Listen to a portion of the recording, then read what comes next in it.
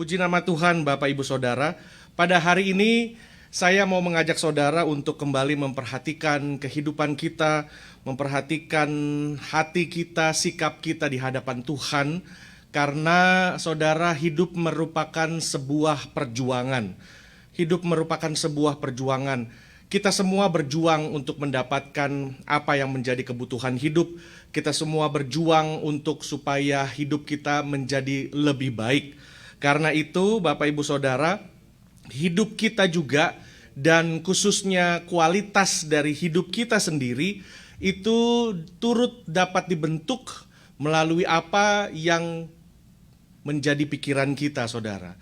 Karena itu, pada saat ini dengan anugerah Tuhan saya akan membagikan kebenaran firman Tuhan dengan judul Pikiranmu turut membentuk kualitas hidupmu. Pikiranmu turut membentuk kualitas hidupmu. Saudara yang dikasihi Tuhan, ada di dalam hidup ini seperti pernyataan saya sebelum ini, saudara, bahwa apa yang sudah Tuhan berikan di dalam hidup kita, semua datang dengan sebuah responsibility. Segala sesuatu yang kita nikmati di dalam hidup ini datang dengan tanggung jawab yang ada yang Tuhan berikan bagi kita semua. Karena itu Roma 14 ayat 12 mengatakan bahwa demikianlah setiap orang di antara kita akan memberi pertanggungan jawab tentang dirinya sendiri kepada Allah. Sekali lagi, demikianlah setiap orang di antara kita akan memberi pertanggungan jawab tentang dirinya sendiri kepada Allah. Saudara, kita bertanggung jawab atas masing-masing hidup kita. Kita harus mengerti akan hal ini, kita harus sadar akan hal ini, dan kita harus terus aware bahwa at the end of our life, kita akan dimintain pertanggung jawab atas kehidupan kita yang sudah Tuhan berikan. Karena itu saudara, saya mau mengajak saudara bagaimana kita memiliki hidup yang kualitasnya menjadi lebih baik. Bagaimana kita hidup di dalam anugerah Tuhan, bertanggung jawab atas setiap kebaikan Tuhan, dan bagaimana kita membentuk hidup kita dari apa yang menjadi pikiran kita, saudara. Dari apa yang menjadi pikiran kita. Karena itu saudara, saya sadar dan saya melihat kehidupan kita bahwa semua daripada kita berjuang untuk mendapatkan apa yang menjadi kebutuhan kita. Apa yang menjadi kebutuhan dari rumah tangga, keluarga, dan masing-masing pribadi kita. Nah, saya mau mengajak saudara melihat sebuah ilustrasi dari contoh hidup seseorang.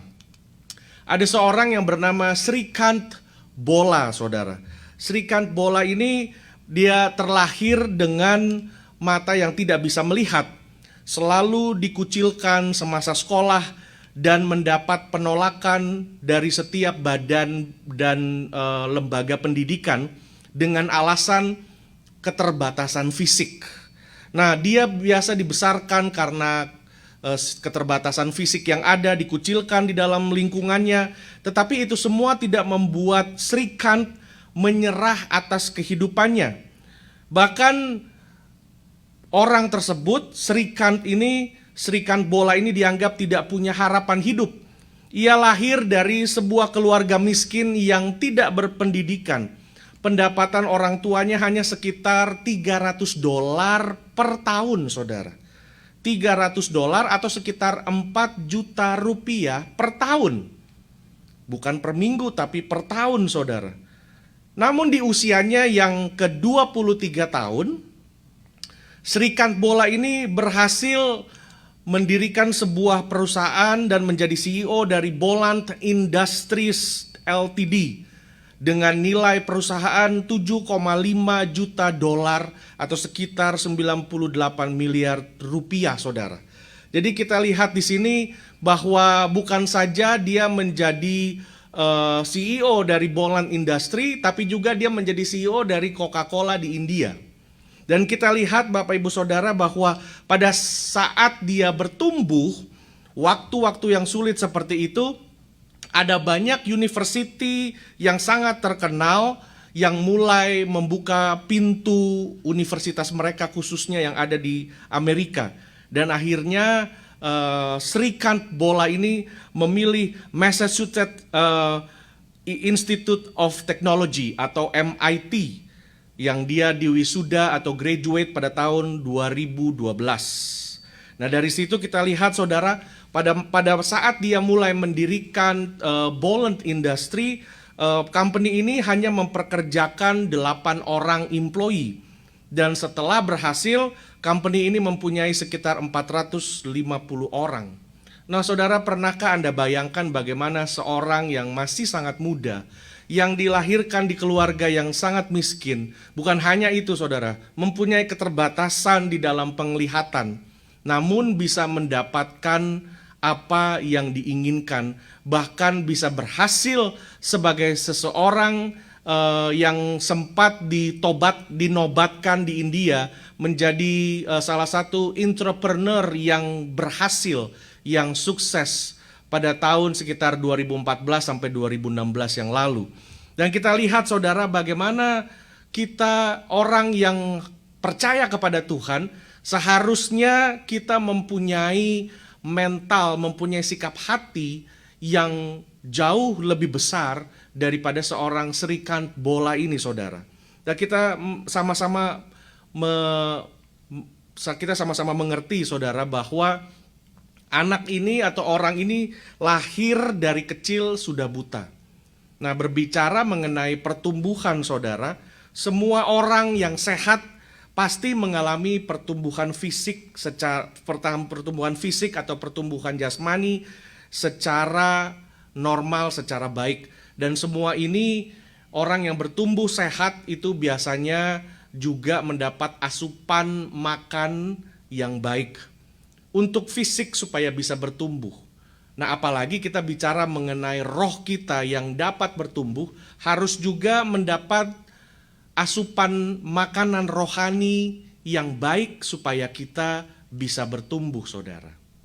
Nah saudara yang dikasihi Tuhan, Rasul Paulus mengingatkan di dalam surat kepada jemaat di Roma 12 ayat yang pertama dan yang kedua dikatakan, karena itu saudara-saudara demi kemurahan Allah, aku menasehatkan kamu supaya kamu mempersembahkan tubuhmu sebagai persembahan yang hidup dan yang kudus dan yang berkenan kepada Allah, itu adalah ibadahmu yang sejati. Ayat yang kedua dikatakan, janganlah kamu menjadi serupa dengan dunia ini, tetapi berubahlah oleh pembaharuan budimu, sehingga kamu dapat membedakan mana kehendak Allah, apa yang baik, yang berkenan kepada Allah, dan yang sempurna.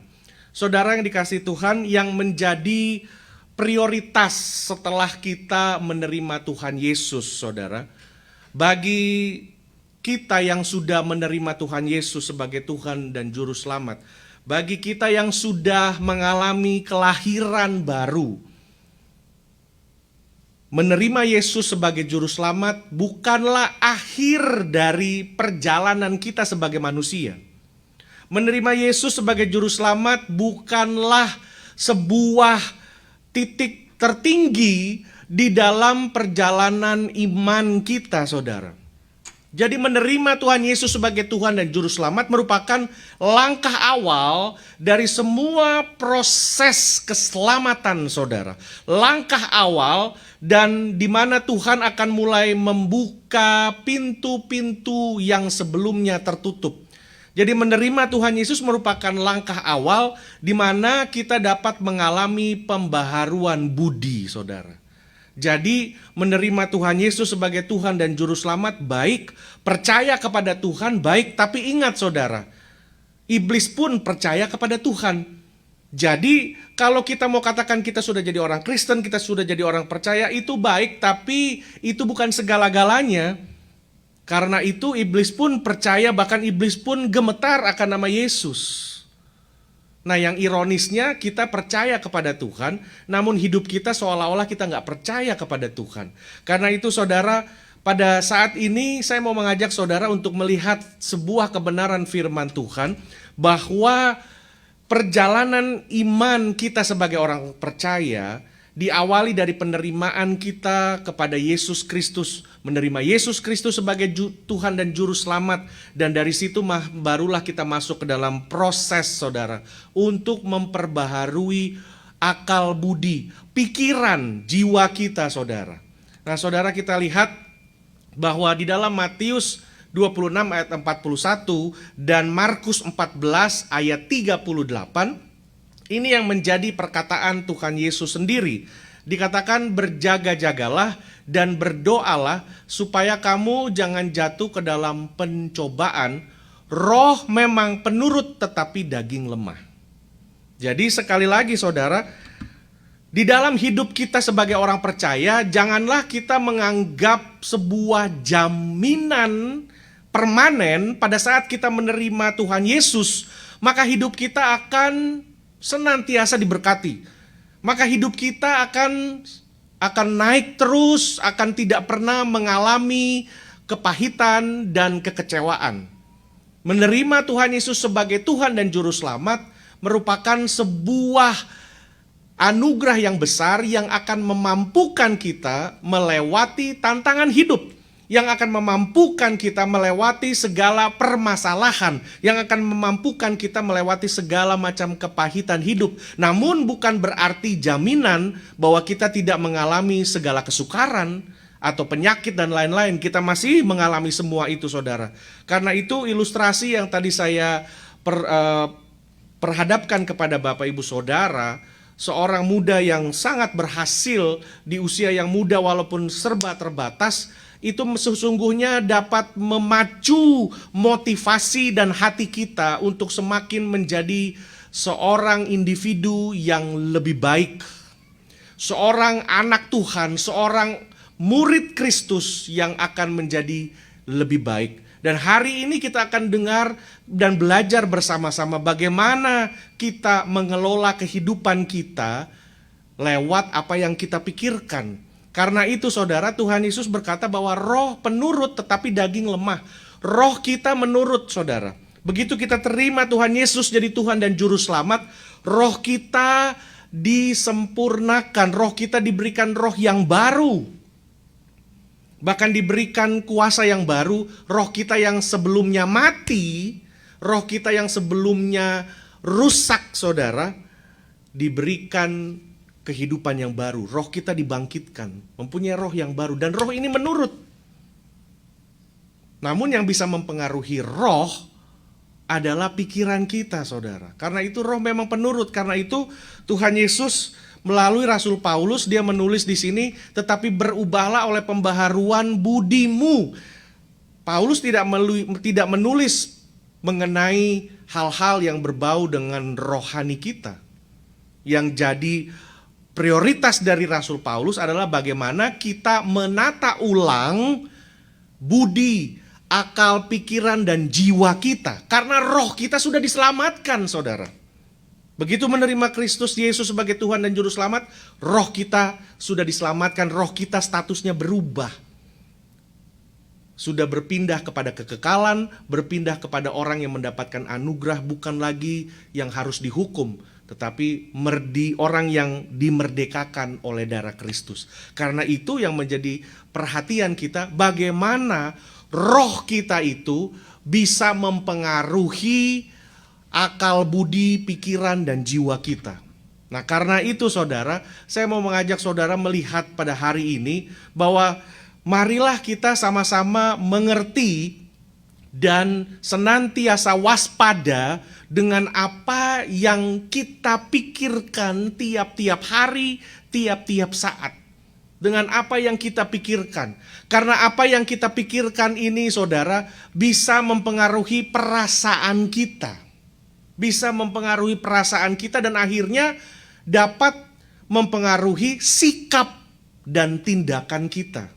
Dan semua, saudara, peperangan hidup kita yang paling besar itu dimulai dari pikiran kita, saudara. Dan saya mau kita semua setuju akan hal ini, bahwa peperangan yang terbesar mengalahkan kedagingan dan semua dimulai dari pikiran kita.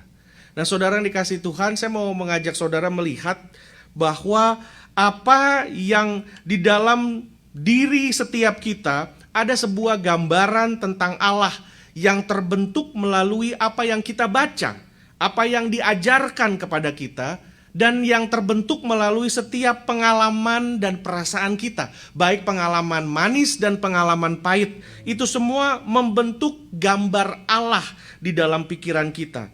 Apa yang inilah yang membuat sebuah kenyataan yang harus kita mengerti, saudara. Inilah yang membuat kebenaran yang alkitabiah kadang-kadang sulit untuk merubah pikiran kita, karena di dalam pikiran kita sudah ada sebuah hal yang namanya sistem pemikiran original. Sistem pemikiran original tersebut terbentuk oleh apa yang pernah kita lihat, apa yang pernah kita baca, semua pengalaman hidup, ingatan kita, perasaan kita, prinsip hidup kita, dan sumber kebenaran, baik itu kebenaran yang salah ataupun kebenaran yang palsu. Nah, sistem pemikiran original tersebut, saudara, sering juga kita sebut sebagai benteng pertahanan. Karena itu, saudara, setiap kita sudah mempunyai sesuatu yang mengendap di dalam pikiran kita, saudara. Benteng pertahanan yang belum dibentuk oleh Roh Kudus, belum diubah oleh Roh Kudus, akan menjadi salah satu penghambat kebenaran firman Allah untuk bertumbuh di dalam hati kita. Akan menghambat kebenaran, dapat menjadi salah satu penghalang dan penghambat apabila, saudara, kita tidak menyerahkan pikiran dan perasaan kita untuk dikuasai oleh Roh Kudus. Dan saudara, kita melihat kebenaran murni dan firman Allah yang diberikan kepada seseorang selama bertahun-tahun tidak dapat bertumbuh karena hati dan pikiran kita seperti tanah. Tanah, tergantung tanahnya subur atau tidak, menentukan untuk kita dapat menerima firman Allah atau tidak, saudara. Seringkali kondisi hati, tanah hati kita itu punya masalah, saudara. Bermasalah, sama seperti dalam hidup kita. Penderitaan, kekecewaan, luka batin, dan segala pengalaman yang terjadi di masa lalu dapat membuat orang tidak mampu menerima firman Allah dengan baik. Masalahnya bukan terletak di dalam firman Allahnya, tapi masalahnya justru ada di dalam tanah hati kita. Firman Allah itu digambarkan sebagai air yang murni, air yang jernih. Namun di dalam pipa saluran hati dan pikiran kita, segala pengalaman hidup, kepahitan, luka batin, itulah yang menjadi filter. Dan filter inilah yang seringkali kotor, saudara. Kotor karena penderitaan, kekecewaan, sehingga air yang masuk juga yang awalnya murni, bersih, itu juga bisa menjadi kotor, saudara. Karena bukan masalah ada di firman Tuhan, tetapi masalah ada di dalam hati dan pikiran kita, saudara. Dan dari sini saya mau mengajak saudara melihat dan menyadari sebuah keadaan bahwa pikiran kita ini mempunyai pengaruh yang sangat besar di dalam seluruh kehidupan kita, saudara. Kita manusia di dalam pikiran kita terdiri dari dua, saudara. Pikiran alam sadar yang namanya conscious mind dan alam bawah sadar atau subconscious mind. Nah, kita harus mengerti ini di dalam pikiran kita, saudara. Dan kita lihat bahwa kita punya pikiran sadar, conscious mind, itu hanya terdiri, itu merupakan 12% dari seluruh pikiran kita, saudara. Dan sisanya 88% merupakan pikiran kita yang ada di dalam alam bawah sadar, subconscious mind. Di dalam pikiran alam bawah sadar, saudara. Jadi seperti gambar yang saudara bisa lihat di sini, bahwa kebiasaan, emosi, perasaan, semua itu ada di bawah seperti sebuah bongkah es yang besar, saudara. Dan segala sikap tingkah laku kita itu hanya ada di atas. Karena tingkah laku, sikap, karakter kita dipengaruhi oleh apa yang ada di dalam ini, saudara. Di dalam alam bawah sadar. Nah, saudara, tindakan, kebiasaan, karakter kita itu, pikiran sadar yang ada di atas. Dan pikiran alam bawah sadar itu yang apa yang kita dengar, kita lihat, kita alami, semua itu masuk ke dalam alam bawah sadar kita. Dan ini yang seringkali kita tidak sadari dan kita tidak waspadai, saudara. Apa yang menjadi perilaku, sikap, kebiasaan yang seringkali keluar dari sikap hidup kita, itu semua dipengaruhi oleh alam bawah sadar kita. Jadi saudara, apa yang menjadi tingkah laku kita, kebiasaan, itu semua lahir dari 12% dari apa yang kita pikirkan secara sadar, saudara. Nah, disinilah kita lihat, Bapak Ibu Saudara, bahwa kapasitas otak manusia, pikiran sadar itu ada 12%, pikiran bawah sadar ada 88%. Nah, manusia rata-rata hanya menggunakan kapasitas dari apa yang dipikirkannya itu hanya 4%. Dan kita lihat gambar yang kedua, saudara. Pikiran sadar itu 12%, kita menganalisa semua, tapi alam bawah sadar itu kita yang mempengaruhi pikiran sadar kita. Jadi saudara, kita semua manusia, suka atau tidak suka, kita harus menyadari dan mau mengakui bahwa kita semua ini pernah mengalami luka, pernah mengalami kekecewaan. Dan semua ini masuk dan terserap di dalam alam bawah sadar kita. Nah, ini yang menurut Rasul Paulus harus dirubah. Harus dirubah. Sesuatu yang sudah terjadi, kalaupun kita sudah mengalami restorasi, kita sudah saling mengampuni dan lain-lain, tapi kita harus juga bisa berdamai dengan masa lalu kita, dan kita harus mau menerima keadaan kita. Karena ini yang mempengaruhi tabiat kita, perilaku, tindakan, dan pikiran kita, saudara, dari apa yang di dalam alam bawah sadar ini. Kalau seseorang lahir di keluarga yang bapaknya mencuri, semua melakukan kejahatan dan lain-lain, anak ini akan bertumbuh dan mengenal bahwa apa yang menjadi apabila mencuri, mengambil dan merusak sesuatu atau menyakiti orang lain, itu yang akan dianggap sebagai sesuatu yang benar. Karena itu yang dia lihat dari dia kecil. Dan kita melihat sekarang banyak hubungan, saudara, relationship, di mana yang pria menyakiti yang wanita, bukan hanya verbally tetapi physically. Dan ada orang-orang yang tidak bisa meninggalkan pasangannya. Karena orang ini for some reason dia membaca bahwa the language of love, kalau dia harus disakiti dan dipukul, baru dia rasanya bahwa dia tuh dicintai dan diperhatikan. Ada sesuatu yang pernah terjadi di bawah alam sadarnya yang membentuk orang ini seperti itu, saudara. Jadi apa yang terjadi di alam bawah sadar ini yang harus kita waspadai dan harus kita selesaikan dan harus kita bisa berdamai dengan semua itu. Harus kita buka seperti Rasul Paulus katakan, berubahlah melalui pembaharuan budimu. Yang kekuatan pikiran kita ini, saudara. Pikiran sadar adalah keadaan di mana kita aktif bertindak.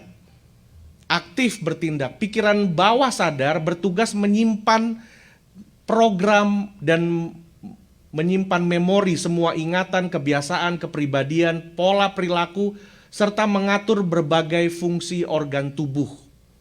Kita refleks itu alam bawah sadar, refleks. Semua, saudara. Nah, ada ya sebuah istilah yang namanya RAS, Reticular Activating System, bertugas untuk menyaring semua informasi yang akan masuk ke dalam alam bawah sadar kita dan mengenalinya. Seorang anak yang bertumbuh umur 0 sampai 4 tahun, ini sistem RAS-nya itu, Reticular Activating System-nya belum terbentuk. Nah, mulai terbentuk umur 5 sampai 12 tahun. Karena itu apabila kita menjadi orang tua, di dalam usia yang seperti ini, disiplin bisa diberikan dalam bentuk, saudara, dicubit, dirotan, bisa seperti itu. Karena itu dia akan tahu bahwa apa yang dikerjakan itu salah. Dia akan mulai bisa belajar membedakan mana yang salah, mana yang benar. Dia mulai terbentuk reticular activating systemnya. Dia tahu, oh yang ini, yang ini. Dan kita orang tua juga mulai belajar memberikan award, mengizinkan anak itu mengalami sebuah kekalahan dan lain-lain untuk belajar bahwa di dalam hidup ini ada yang namanya pertarungan dan pergumulan, ada yang namanya kadang di atas dan di bawah. Dan kita lihat kalau anak ini bertumbuh sampai lebih dari 12 tahun itu sudah terbentuk 100%. Dan anak yang sudah di atas umur 12 tahun ini saudara biasanya atau di atas umur 10 tahun itu disiplin diberikan juga dalam bentuk bola yang berbeda. Di sini kita mengenal bagaimana kekuatan sebuah pikiran itu saudara. Nah ini yang menjadi critical area. Conscious mind dan subconscious mind. Alam sadar pikiran kita dan alam bawah sadar.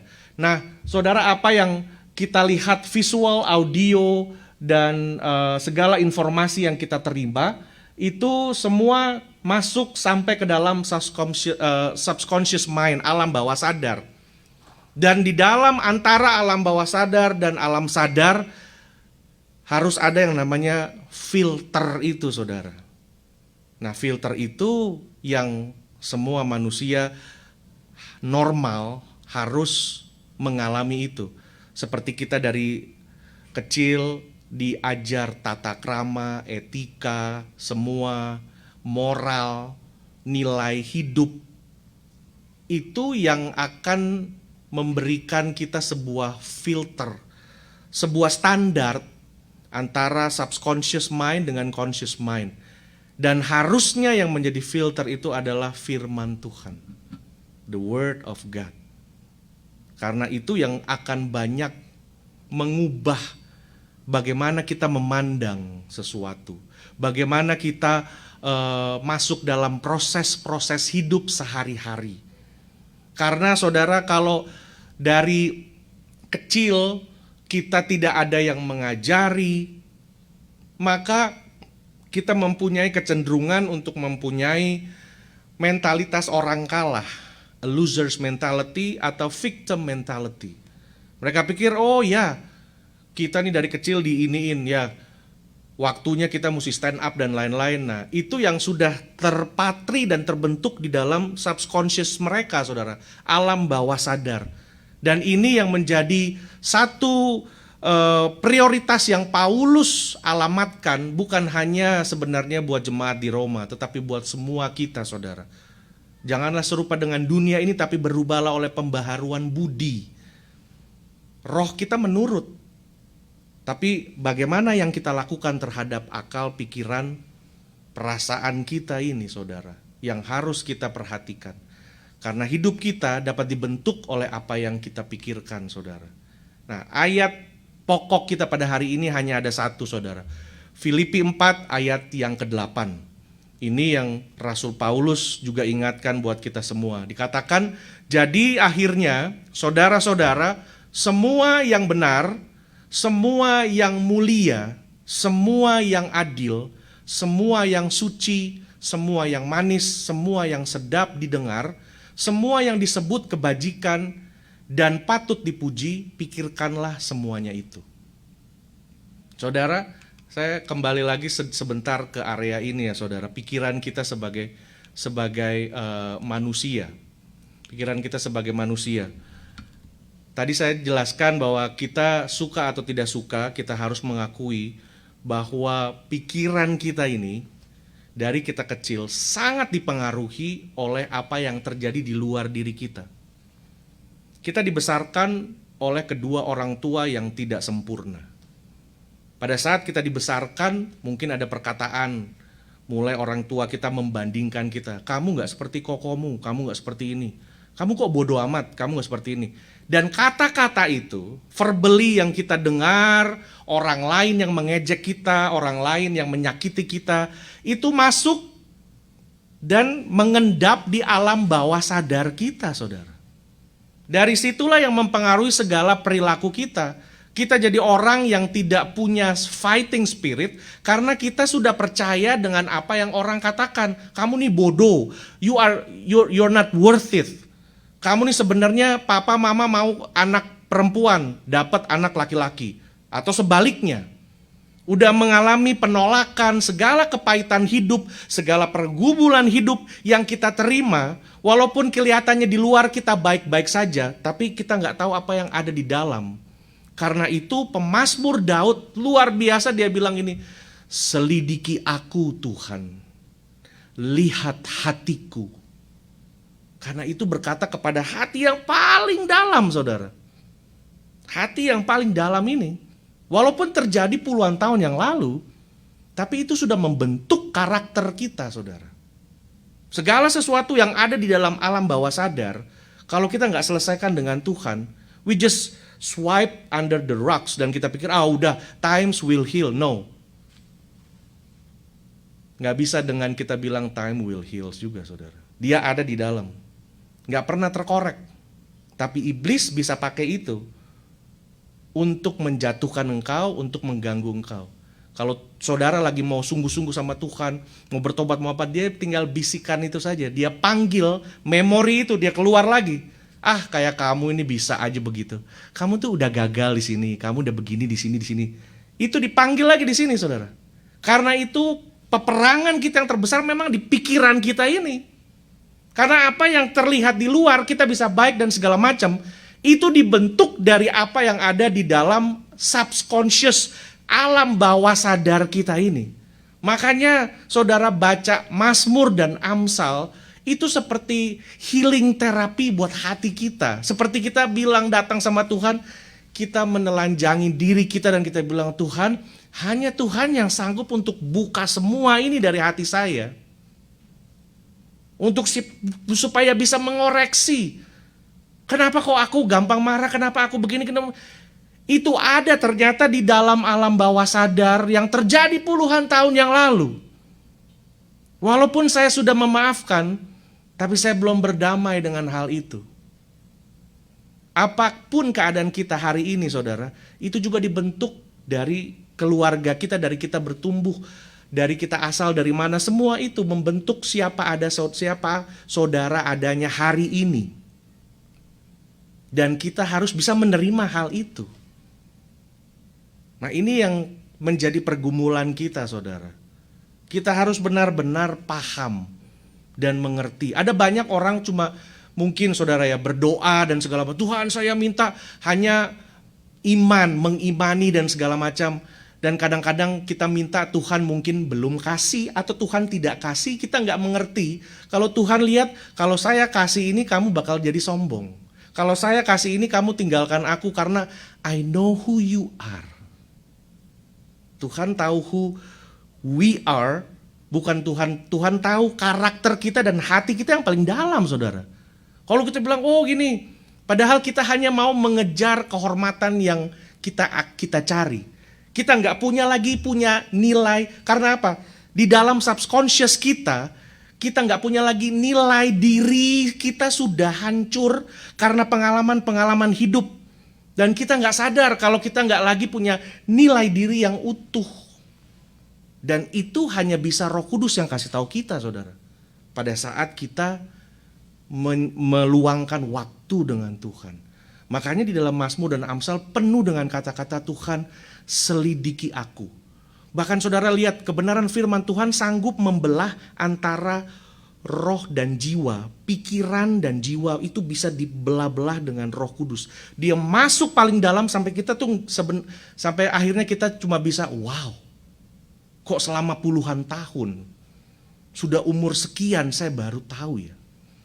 Gak heran saudara, kedewasaan rohani gak ditentukan dari usia. Tapi apakah hati kita yang paling dalam, itu Tuhan yang lihat.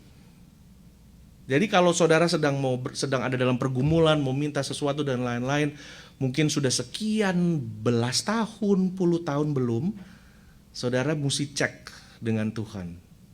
Karena firman Tuhan merupakan cermin juga buat kita. Mungkin saya minta bukan berdasarkan kebutuhan, tapi hanya karena keinginan. Itu Tuhan yang paling mengerti, saudara. Makanya saya mau mengajak saudara melihat critical area seperti ini. Paulus berkata, jadi akhirnya saudara-saudara, semua yang benar dikatakan di situ ya saudara, pikirkanlah semuanya itu. Nah, saya mau bongkar ini dengan saudara. Saya mau kita semua digest ayat ini, benar-benar saudara.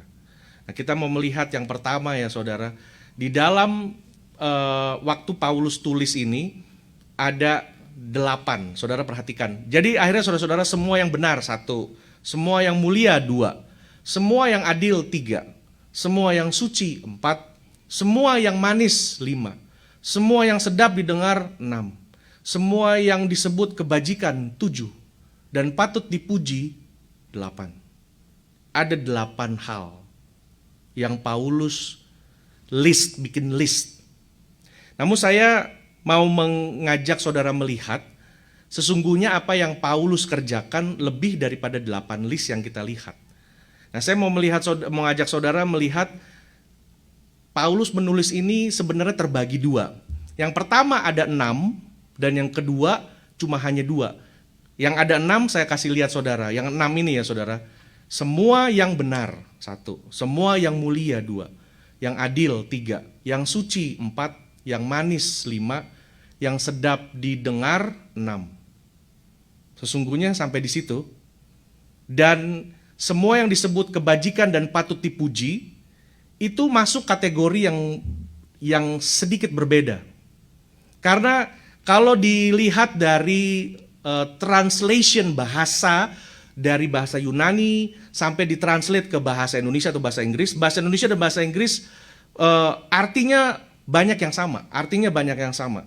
Kalau kita lihat ya saudara, di dalam bahasa Inggris NIV itu dibilang whatever is true, noble, right, pure, lovely, and admirable, if anything is excellent. Nah ini dia, saya mau kasih lihat saudara, waktu Paulus bilang, sebenarnya hal-hal yang baik tuh saudara, lebih dari 6. Mungkin ada 30, 40. Tapi sekali lagi, kalau Paulus tulis surat, begitu banyak yang mau diajar. Kayak saya mungkin hari ini ngajak saudara, mari saudara, kita hanya membahas 6 yang Paulus tulis ini. Ya 6 masih oke lah. Tapi kalau saya bilang, mari saudara kita lihat, ada 30, aduh. Itu kan juga udah panjang, lama, orang juga mungkin gak akan perhatikan. Jadi Paulus, makanya dia dipilih Tuhan juga untuk menulis lebih dari 1/4 buku di Alkitab karena orangnya pintar. Makanya yang ke-8 setelah 6, 7 dan 8 dia maksudnya seperti ini semua. If anything is excellent. Jadi selain yang 6, jika saudara memikirkan ada hal yang lain, hal yang baik, excellent, yang sempurna and praiseworthy, yang patut dipuji, bikin juga itu.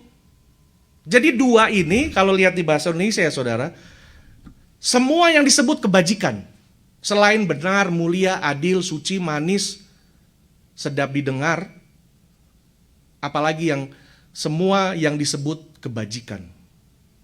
Ada banyak lagi yang nggak ditulis Paulus, tapi maksud Paulus, semua yang disebut kebaikan, pikirkanlah itu juga. Semua yang patut dipuji, walaupun namanya saya nggak tulis, kata Paulus. Walaupun namanya saya nggak tulis, saya nggak jelaskan, tapi pikirkanlah semua itu. Jadi sebenarnya hanya ada 6 saudara. Bukan hanya ada 6 ya, tapi yang ditulis Paulus ini 6 dengan 2 statement bahwa semua hal yang bajik dan patut dipuji yang saya nggak tulis itu juga pikirkan. Tapi yang saya tulis ini 6. Nah itu maksudnya. Di dalam NIV saya tulis juga di dalam King James Version dikatakan, finally brethren, whatsoever things are true, whatsoever things are honest, whatsoever things are just, whatsoever things are pure. Saya kasih warna dengan kata yang sama, warna yang sama. True dengan warna merah, sama juga situ saudara. Honest itu kata yang tidak dipakai sebelumnya, jadi saya bikin bold. Honest and lovely, And whatsoever things are of good report. If there be any virtue, nah ini kan. And if there be any praise, think on these things. Di dalam New Life Translation juga dikatakan seperti itu. And now, dear brothers and sisters, one final thing, fix your thought on what is true, honorable, right, pure, and lovely. Jadi dalam bahasa Inggris dan bahasa Indonesia banyak sekali kesamaannya, saudara. Banyak sekali kesamaannya. Bahkan New Life Version juga ada di situ kata-kata respected, whatsoever is right.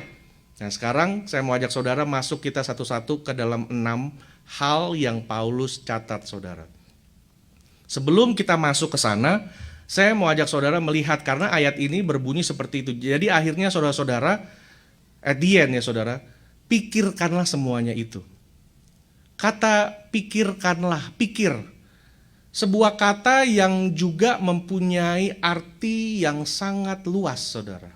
Is broad. Kalau dibilang suruh pikir, coba pikir. Pasti saudara bilang, oh ya coba ya, sebentar saya pikir dulu. Gitu. Nah, tapi sebenarnya apa yang dimaksud Paulus dengan mengatakan bagaimana seharusnya kita berpikir? Ada orang ujian pikir, oh bagaimana menjawab, konsentrasi pikir. Orang bekerja ada terlalu luas untuk bisa menangkap maksud Paulus seperti apa pada waktu Paulus mengatakan kita harus berpikir. Nah, saudara, pada saat Paulus bilang ini, kata yang dipakai di situ adalah logizomai.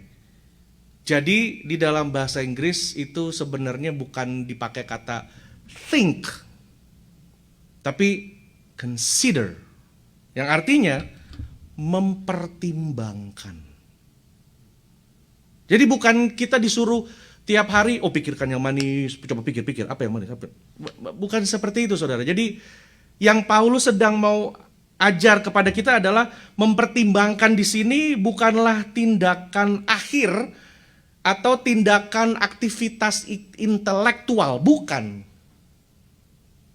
Bukan tindakan akhir dari sebuah aktivitas intelektual. Tetapi yang dikatakan seseorang mempertimbangkan sesuatu untuk tujuan tertentu. Pertimbangan menentukan sebuah keputusan dan tindakan yang akan diambil seseorang. Sebuah contoh di Filipi 3 ayat 13, saudara. Di situ di dalam surat ini orang-orang Kristen itu Paulus tulis surat karena pada saat itu ada berbagai pengajaran yang sesat. Jadi seperti bajak jalan ke Roma, seperti itu. Oh Yesus tuh sebenarnya sempat kawin, begitulah saudara. Yesus tuh sebenarnya nggak mati, sebenarnya begini-begini. Nah itu ajaran-ajaran yang sesat seperti itu. Makanya Paulus bilang, hei, kuasai pikiranmu, pikirkanlah. Jadi maksudnya di situ juga pemikiran yang satu bentuk pertimbangan ya saudara. Nah ini berbeda, Paulus mengakui pada pasal yang ketiga di situ, saudara-saudara aku sendiri, nah, Paulus pernah bilang gini, aku sendiri tidak menganggap bahwa aku sudah menangkapnya, melainkan aku mengejarnya. Nah kata yang dipakai itu, menangkapnya, itu katanya sama, logizomai. I consider myself is not perfect. Itu maksud Paulus. Aku menganggap diriku belum sempurna. Karena itu aku terus mengejar. Itu yang dijadikan statement. Padahal waduh saudara, Paulus punya 2 warga negara. Paulus secara manusia gak ada yang bisa ngalahin dia deh. Dia orang yang melakukan hukum Taurat. Pokoknya perfect secara manusia. Tetapi Paulus menganggap apa yang dahulu ku anggap sampah. Yang dipakai kata yang itu saudara. Seolah saudara-saudara aku sendiri tidak menganggap bahwa aku sudah menangkapnya. Aku tidak menganggap. I don't consider myself. Saya tidak mempertimbangkan diri saya ini sudah baik, enggak. Sudah sempurna, no. Jadi pemikiran seperti ini yang membuat dia mampu berkata, aku melupakan apa yang di belakangku dan mengarahkan diri ke depan. Tentu saja tidak setiap pikiran akan menentukan perbuatan, saudara. Yang disorot adalah cara berpikir. Yang disorot adalah cara berpikir, saudara. Not what you think, tetapi how, bagaimana. Jadi sebenarnya kerangka berpikir, pertimbangan-pertimbangan kita tuh harus berubah untuk standarnya adalah apa yang benar, apa yang manis. Jadi standar cara kerangka berpikir kita itu yang berubah saat kita mempertimbangkan sesuatu, saudara. Jadi dikatakan, dan kata logizomai ini di dalam bahasa Yunaninya punya sistem language-nya itu imperative present, yang artinya itu sebuah tindakan yang terus menerus, karena dikatakan imperative present. Itu bukan sesuatu yang kalau pikir itu kan ada waktunya juga, saudara. Kita nggak mungkin 24 jam atau 10 jam kita nggak tidur, kita pikir terus gitu kan, nggak juga. Kita kan pikir itu kan ada waktu dan ini gimana ya? Nah, di situ. Tapi yang dikatakan Paulus bukannya dalam waktu-waktu tertentu. Tapi sifat dari kata logizoma ini imperative present yang artinya terus menerus. Ini makanya saya bilang, saudara, alam bawah sadar ini, pikiran kita yang sudah terbentuk sekarang, kita berpikir, kerangka berpikir semua tuh dikendalai dan dipengaruhi dengan masa lalu kita, dengan segala luka batin, dengan segala pengalaman pahit manis, semua membentuk bagaimana cara kita berpikir. Dan di situ Paulus bilang, kerangka pikiranmu itu, on how you consider, bagaimana you mempertimbangkan sesuatu, itu yang mesti dirubah. Bukan sekedar berpikir mengenai aktivitas intelektual, tetapi bagaimana kita mempertimbangkan sesuatu. Nah, dari situlah kita mulai mengerti bahwa Paulus menasihatkan bukan what, but how, bagaimana kita berpikir. Semua yang kita pikirkan menjadi kerangka berpikir. Semua yang kita pikirkan menjadi kerangka berpikir. Tidak cukup hanya memikirkan semua itu jika ada waktu luang, jam-jam tertentu, no. Tapi sepanjang waktu, di semua keadaan, kebiasaan berpikir seperti ini akan menghasilkan perasaan, keputusan, dan tindakan yang benar. Makanya orang gampang berasumsi karena keluar dari subconscious. Orangnya begitu kali. Jadi semua yang itu Tuhan melalui Rasul Paulus mengingatkan, biarlah kerangka berpikirmu itu dirubah. Nah, apa saja yang perlu kita pikirkan? Apa saja yang perlu kita pikirkan? Nah, sini saya kasih sini lagi, saudara. Benar, mulia, adil, suci, manis, sedap didengar. Pikirkanlah semuanya itu. Pikirkanlah semuanya itu. Nah, kita lihat, saudara, para penerjemah versi Inggris tidak menunjukkan sikap yang jelas, tapi seperti tadi saya sudah terangkan, ada 6 poin di sini, yang 2-nya merupakan pernyataan untuk semua yang bajik dan patut untuk dipuji. Nah, saudara, kita masuk yang pertama di sini. Yang pertama adalah semua yang benar, saudara. Nah, semua yang benar, kata dasar dari benar itu dalam bahasa aslinya dikatakan aletheis, yang artinya lebih mengarah kepada sesuatu yang sesuai dengan kenyataan. Jadi aktualitas dari sesuatu. Tuhan mau bahwa kita harus jadi orang yang sama. A ya A, B ya B. Pikiran A harus terekspresi dengan sikap A. Jadi Tuhan mau itu yang disebut semua yang benar. Bahwa sesuatu yang harus sesuai dengan kenyataan.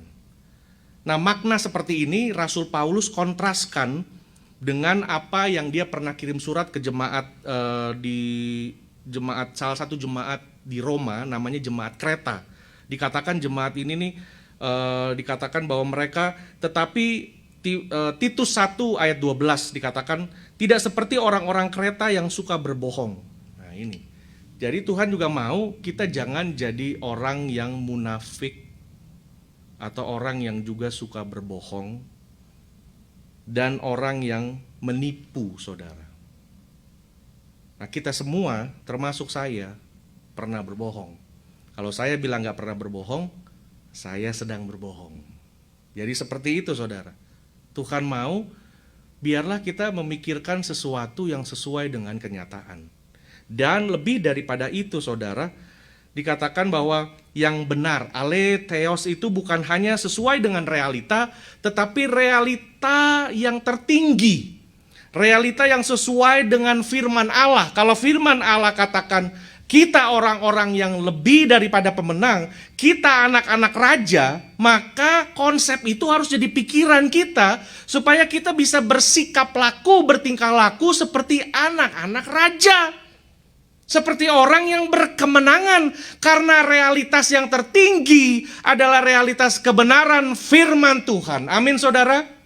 Bukan hanya berarti kita, oh ya, realitas yang ada, papaku gak mampu, keluargaku miskin, ya beginilah aku, apa adanya lah, aku jadi orang biasa-biasa dan gak harus punya mimpi muluk-muluk, gak punya begini, ya aku jadi orang biasa-biasa. Gak seperti itu juga, saudara. Jadi kebenaran yang di sini juga berbicara mengenai sebuah realita yang tertinggi, yaitu realita firman Allah, yaitu apa yang terjadi di spiritual realm. Kalau kita sudah diselamatkan, berarti Tuhan sedang memberikan anugerah dan Tuhan sedang memberikan kuasa buat kita. Kuasa yang sudah membangkitkan Kristus, kuasa yang sama yang sudah juga yang Tuhan berikan di dalam hidupmu, saudara. Dan dari situ baru kita punya fighting spirit yang lahir atas sebuah pengakuan realita tertinggi bahwa Kristus sudah mati buat saya, karena itu saya ini orang yang berharga. Dan harga saya tidak ditentukan lewat apa yang terlihat oleh fisik dan mata biasa saja, tetapi karena Kristus yang sudah mati buat saya. Nah, memikirkan yang benar, realita tertinggi seperti ini yang Paulus maksudkan buat kita. Mari kita pikirkan yang seperti itu. Mari kita bersikap seperti orang-orang besar karena kita punya Allah yang besar. Sebuah realita tertinggi, saudara. Jadi dari situ juga ada sesuatu yang mulai dirubah dari alam bawah sadar kita. Dulu mungkin kita dilecehkan. Kita tidak dianggap di keluarga. Mungkin keluarga dari tante-tante kita, om-om kita semua, dari kalangan opa-oma, mungkin keluarga kita yang paling miskin, atau keluarga kita paling yang banyak gak berhasil, atau mungkin keluarga kita paling banyak bermasalah. Tetapi sejak kita diselamatkan oleh Kristus, menerima kasih anugerah dari Kristus, maka kita harus coret itu semua. Kalau ada tulisan di alam bawah sadar kita mengatakan, you are not worth it. Kita katakan kepada iblis, kamu sekarang bisa tutup mulut ya. Karena harga yang dibayar buat aku, harga yang teramat mahal, yaitu darah domba Allah, Bapak Ibu Saudara. Dari situ saudara bisa berdoa, saudara sedang sakit, saudara sedang bergumul saat ini, pikirkan bahwa aku ini mendapat sebuah anugerah yang besar. Aku ini worth it, aku ini berharga, aku ini layak karena anugerah dan kasih kemurahan Tuhan. Itu yang Paulus maksudkan, pikirkan yang seperti itu. Kerangka yang seperti itu yang harus menjadi cara kita berpikir. Menjadi sebuah consideration, bagaimana pertimbangan kita sudah mulai berubah, saudara. Dan dari sini, saudara, kita percaya bahwa dari sini kita percaya bahwa pikirkanlah segala sesuatu yang benar. Segala sesuatu yang benar. Yohanes 14 ayat yang ke-6, di situ juga berkata bahwa kata Yesus kepadanya, akulah jalan dan kebenaran dan hidup. Tidak ada seorang pun yang datang kepada Bapa kalau tidak melalui aku. Jalan dan kebenaran. Jadi Kristus harus menjadi cara kita berpikir, kerangka pertimbangan kita. Dalam segala sesuatu kita pikirkan, kalau seperti ini, kira-kira Tuhan Yesus bersikap seperti apa? Saya masih ingat saudara, beberapa tahun yang lalu ada sebuah gerakan, yaitu WWJD. What would Jesus do? Jadi inilah juga yang akan membantu kita untuk memikirkan apa yang benar, saudara. Dan yang kedua, saudara, kita harus juga memikirkan semua yang mulia. Semua yang mulia. Saya bersyukur bahwa statement ini, kebenaran ini ternyata sudah banyak yang bisa melakukan, khususnya para wanita-wanita yang senantiasa memikirkan yang mulia, khususnya logam-logam mulia alias emas, ya. Jadi ini mungkin ya seperti itu saja, saudara. Tapi yang dimaksudkan oleh Paulus, saudara, kata mulia atau semnos itu muncul beberapa kali dalam Alkitab yang merujuk kepada sesuatu yang terhormat. Sesuatu yang terhormat. Sifat ini digambarkan Paulus pada saat Paulus bicara di dalam 1 Timotius 3 ayat 8, bagaimana kita memilih diaken, memilih pemimpin-pemimpin. Seorang yang punya satu istri, seorang yang punya satu suami, nah, things like that, saudara. Jadi sesuatu yang terhormat. Dan juga buat istri-istri mereka, 1 Timotius 3 ayat 11. Bahkan para orang tua pun harus memiliki sifat seperti ini, Titus 2 ayat yang kedua. Saudara, sifat yang terhormat. Ada banyak kali pergumulan-pergumulan kita, saudara, hanya seputar hal-hal yang sifatnya bukan esensi. Kita bergumul untuk bisa mendapatkan mungkin uang yang banyak, kekayaan, keberhasilan, dan segala macam, dengan tujuan supaya kita juga bisa dihormati orang, saudara. Dengan menggandeng tas yang dengan brand tertentu, dengan mengendarai mobil brand tertentu, dengan tinggal di kompleks tertentu, tempat tertentu, dengan mungkin nama di belakang sudah ada tambahan dan segala macam. Itu semua lahir dengan apa, saudara? Kita mau juga untuk dihormati orang. Karena di dalam hati nurani kita semua punya gambar diri dan nilai diri yang koyak. Dan kita pikir kita harus jadi orang kaya supaya dihormati orang. Kita harus sekolah tinggi supaya dihormati orang. Dan lain segala macam, saudara. Saya masih ingat sekali, saudara, waktu saya masih jauh lebih muda, saudara. Kita teman-teman ada yang ya begitulah, saudara.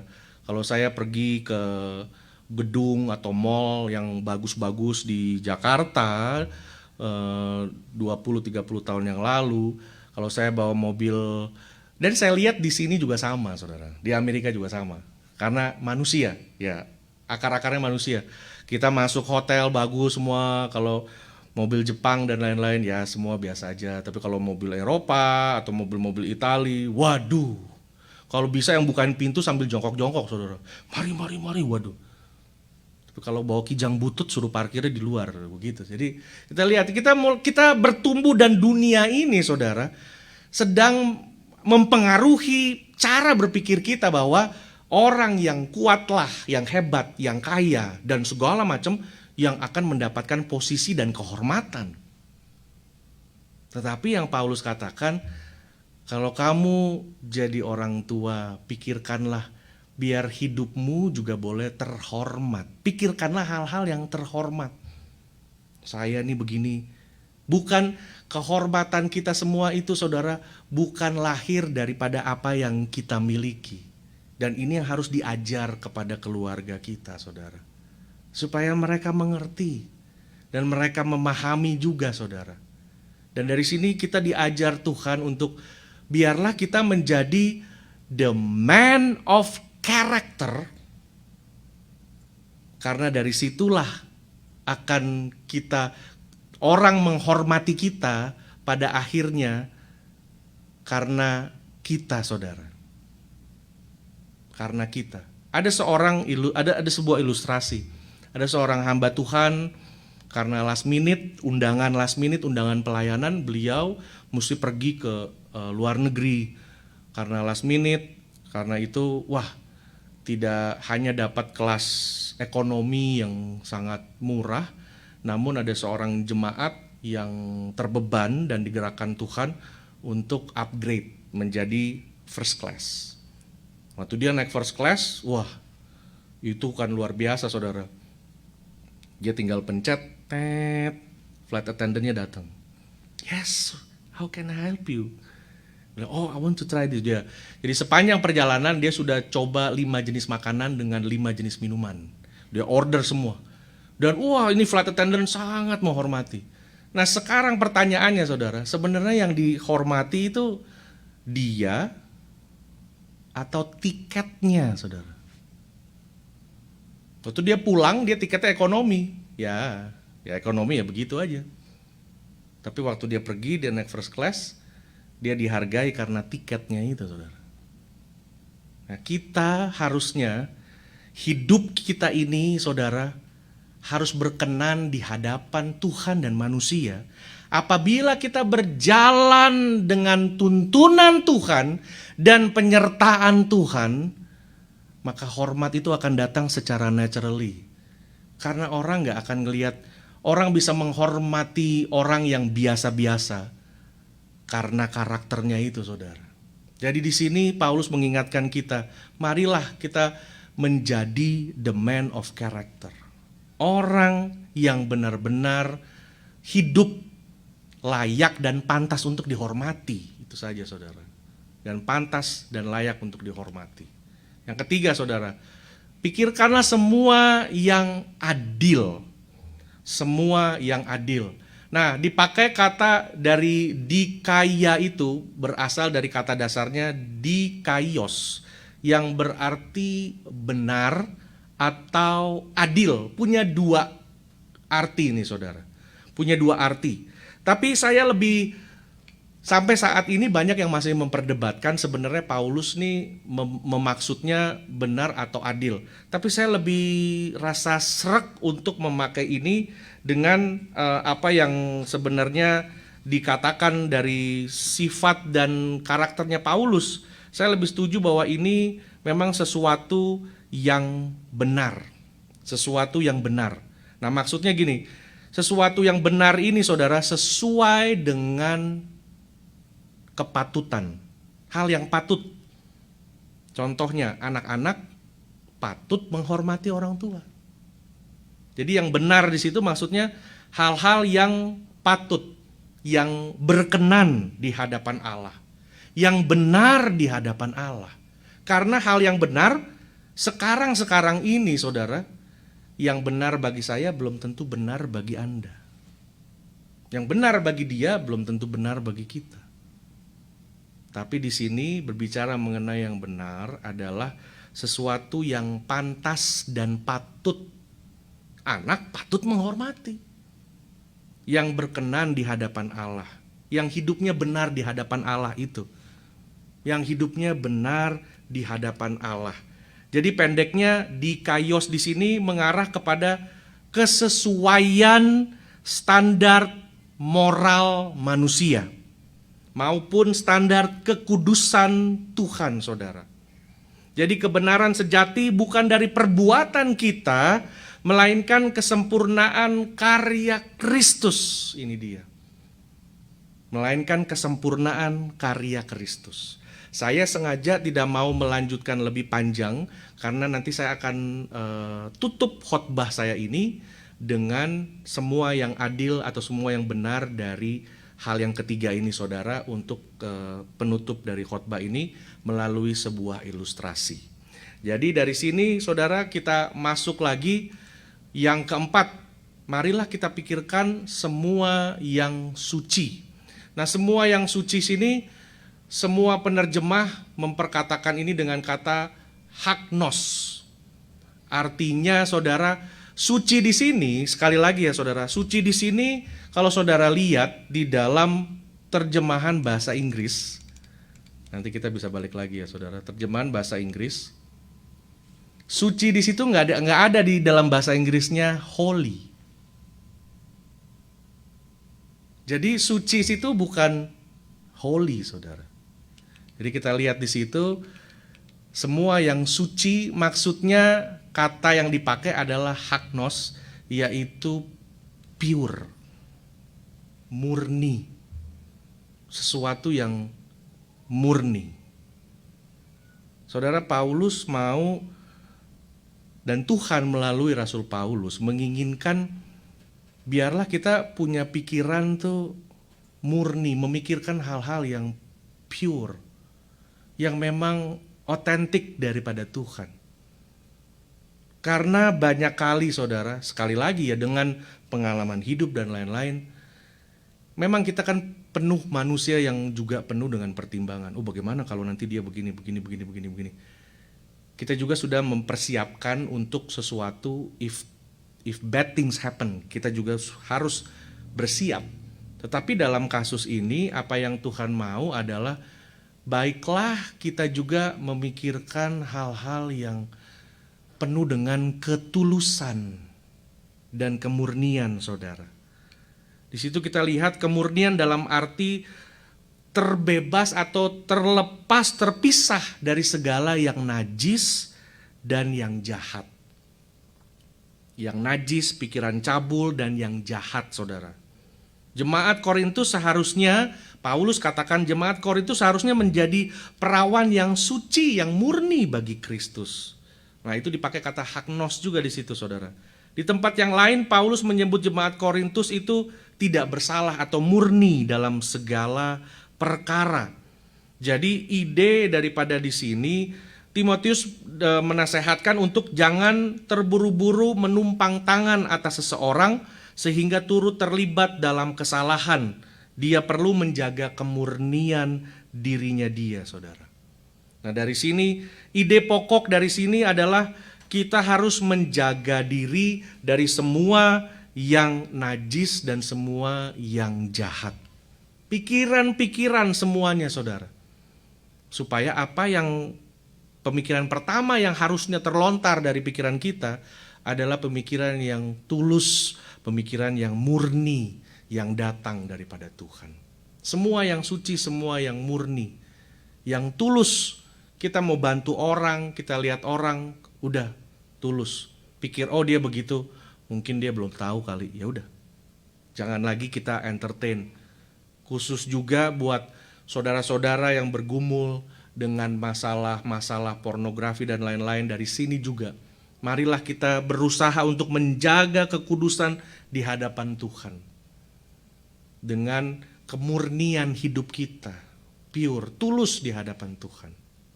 Nah, saudara, saya lanjutkan lagi yang kelima. Yang kelima di sini kita harus memikirkan semua yang manis.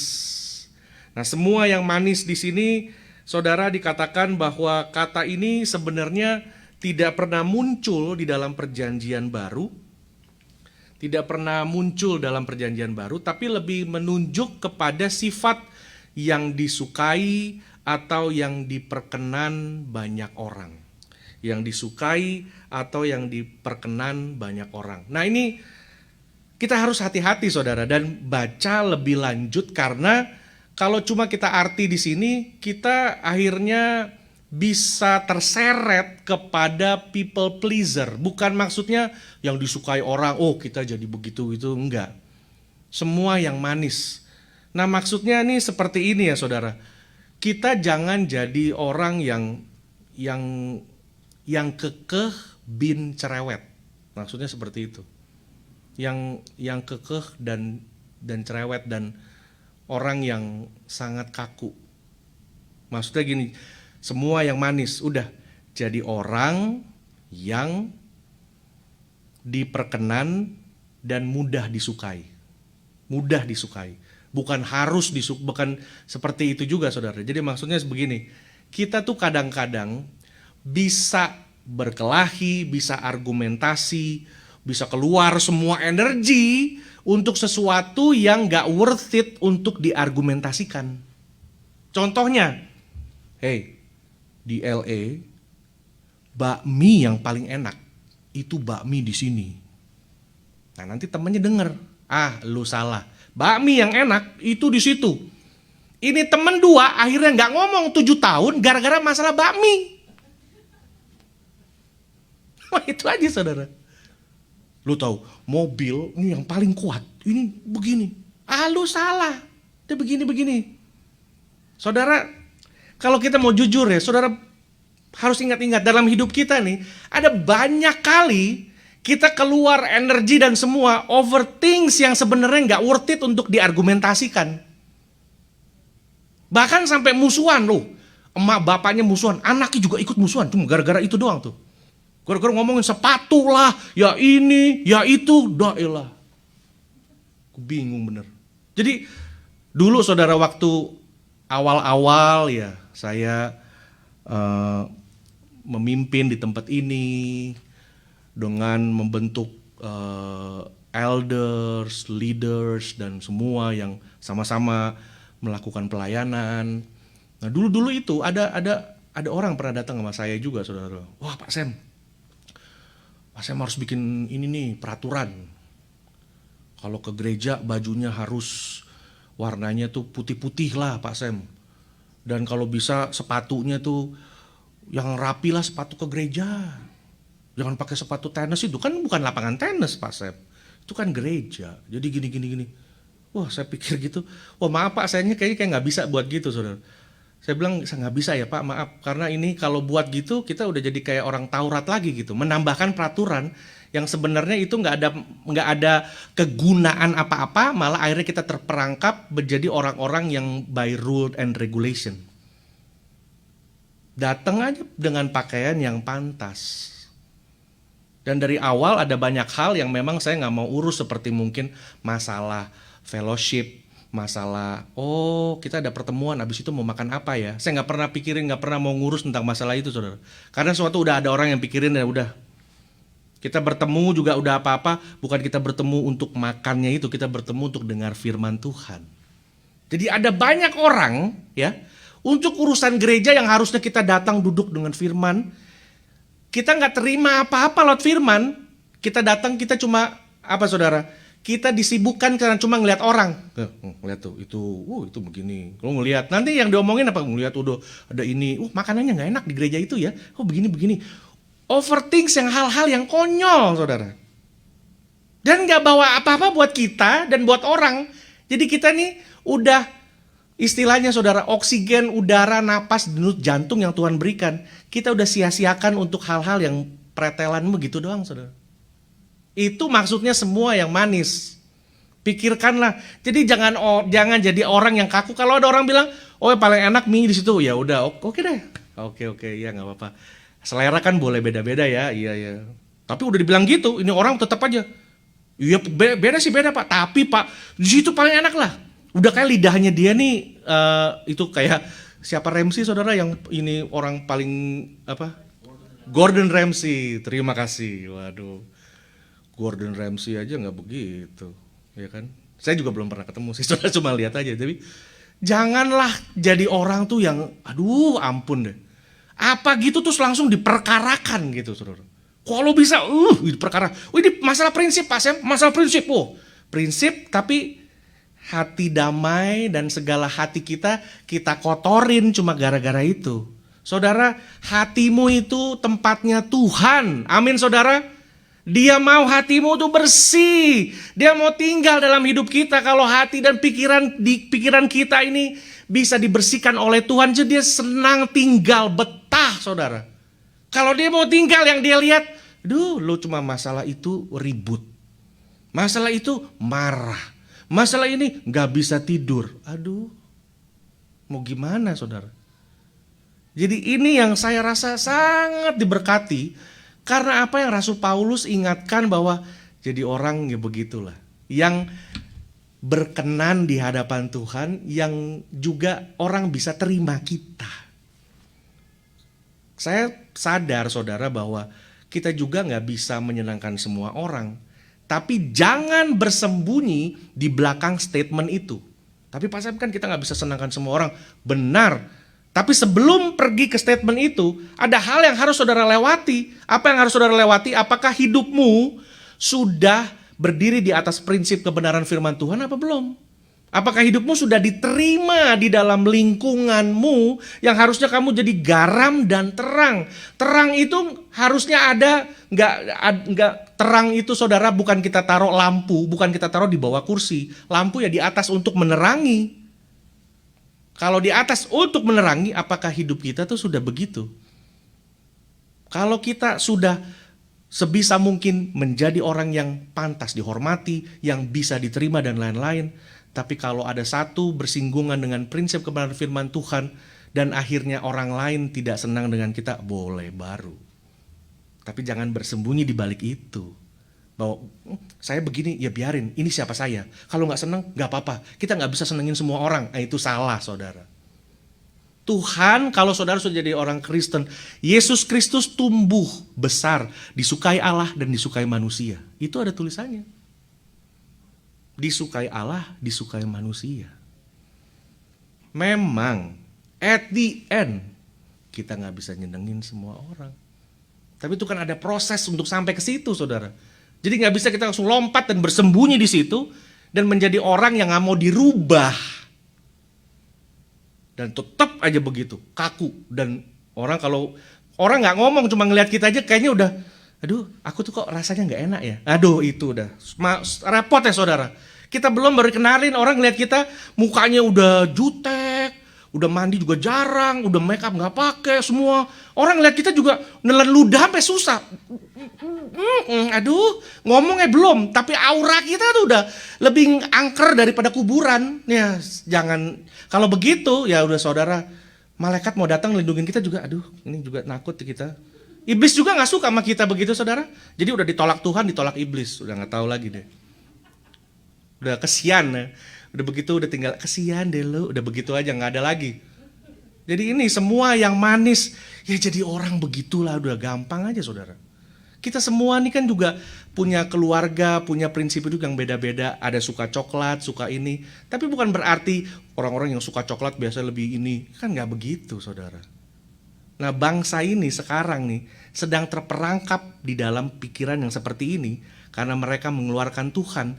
Jadi mereka nih secara moral mundur 50 tahun.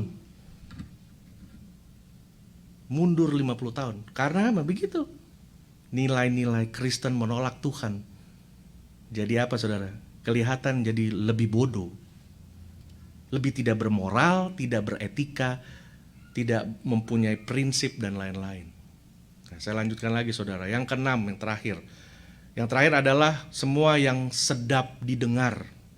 Nah itu maksudnya eupamos lebih tepatnya yang terpuji saudara. Kita jadi orang yang punya reputasi yang baik. Maksudnya saudara, kita berusaha menjadi orang yang baik. Orang manusia kita cenderung untuk melihat apa yang di depan mata kita. Kita lebih pandai dan lebih jago untuk mengamati hidupnya orang. Karena kan yang kita lihat ya itu. Kita gak bisa, mata kita tiba-tiba bisa keluar dari tubuh kita dan ngelihat kita sendiri tuh gak bisa. Makanya kita lebih jagonya tuh ngelihat orang. Makanya Tuhan Yesus bilang gini, sebelum engkau mengambil balok dari hidupnya orang lain, ada gajah di dalam matamu. Nah itu. Maksudnya saudara, sebelum kita melakukan apa saja, kita harus sudah make sure. Proses yang pertama adalah bikin hidup kita jadi orang-orang memang yang pantas dipuji. Bukan mencari pujian. Tetapi biarlah hidup kita ini tidak menjadi batu sandungan bagi orang lain. Pikirkanlah hal-hal yang memang wah pantas, baik. Nanti dialah oke, gak apa-apa. Jadi di dalam hidup kita ini saudara, biarlah kita terbiasa untuk memikirkan hal-hal yang admirable. Yang akan mendatangkan pujian, khususnya pujian bagi nama Tuhan itu. Dalam setiap pertimbangan hidup kita ya, kita mau beli rumah, mau invest, mau kemana, yang jadi pertimbangan, nama Tuhan dipermuliakan gak tuh ya? Nah itu. Kira-kira di situ aku bisa berdoa, kira-kira begini. Itu pertimbangan yang sekerangka berpikirnya itu udah berbeda, saudara. Udah carinya terpuji, udah benar-benar cari hadirat Tuhan. Ya kalau orang lihat hidup kita, kalaupun kita sudah jadi, kita ini kan surat terbuka ya, Rasul Paulus bilang, saudara, kita ini surat terbuka, orang bisa lihat hidup kita. Orang juga bisa ngomong apa aja tentang hidup kita. Itu kita nggak bisa kendalikan. Yang kita bisa kendalikan adalah bagaimana kita kendalikan pendengaran kita. Kalau kita selalu dengar yang jelek dari orang, ya kita tutup. Memang kadang-kadang susah juga ya saudara untuk memang hidup dalam masyarakat yang kadang-kadang banyak grup-grup yang suka gosip khususnya. Nah ini juga dari pergumulan bagaimana untuk supaya keluar dari ini ya. Ada satu hamba Tuhan menulis ya saudara, ada sebuah hal yang mungkin bisa dilakukan juga, hal yang praktis. Misalnya lagi ngomongin, iya tuh pak, si itu begini-begini, waduh gini-gini. Oh pak tunggu dulu ya pak. Sebelum kita lanjutkan, misalnya bapak-bapak atau ibu-ibu, bu tunggu dulu ya. Sebelum kita lanjutkan, sebelum ibu lanjutkan lagi cerita tentang si itu, bisa gak kita ambil waktu 3 menit? Kita doain dia dulu yuk. Mau gak kita doain dulu? Habis itu ibu cerita lagi deh. Nah saudara lihat, itu akan jadi 3 menit terpanjang dalam hidupnya.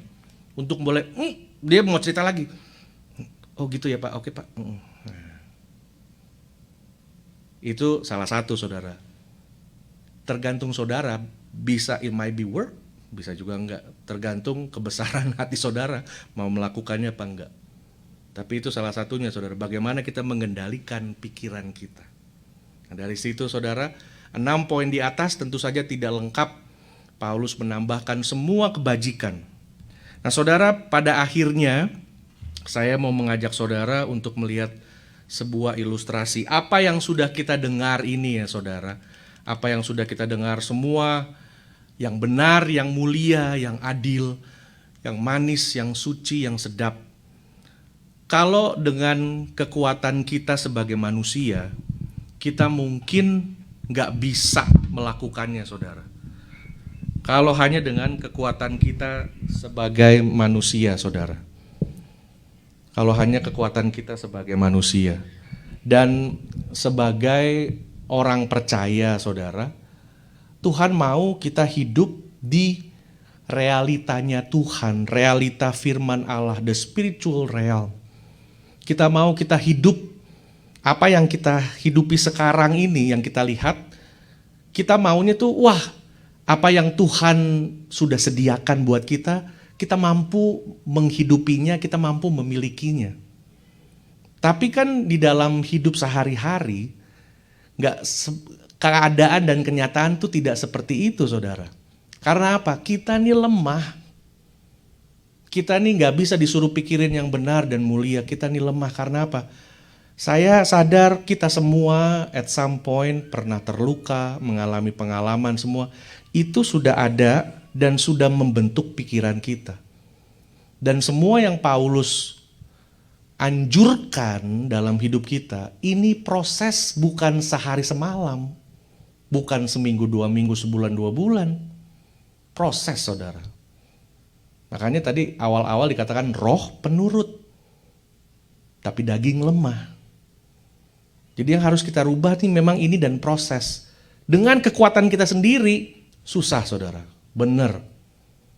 Kalau dibilang orang tampar pipi kanan beri pipi kiri, kita punya hak buat marah, hak kita disuruh taruh, jangan marah. Itu kan juga susah. Jadi saudara, yang sebenarnya harus kita lakukan adalah mengundang hadirat Tuhan. Sama dengan kalau saudara bisa lihat di depan saya ini.